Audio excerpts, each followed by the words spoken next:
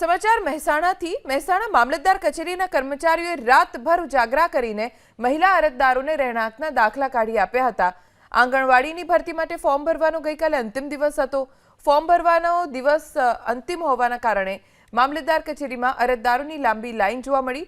દરેક અરજદારોને સમયસર દાખલો મળે તે માટે મામલતદાર કચેરીના અધિકારીઓ અને કર્મચારીઓએ ઉમદા કામગીરી કરી। કચેરીમાં અરજીનો ખડકલો જોવા મળ્યો।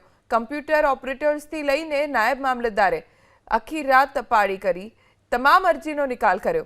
મામલતદાર અનુસાર રહેઠાણના પ્રમાણપત્ર માટે છેલ્લા 5 દિવસથી રોજ 500 અરજી આવતી હતી।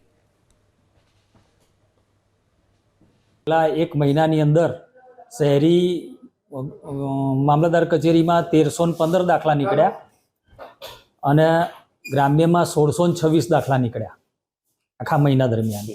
અને છેલ્લા 5 દિવસમાં શહેરમાં 474 દાખલા નીકળ્યા અને ગ્રામ્યમાં 586 દાખલા નીકળ્યા।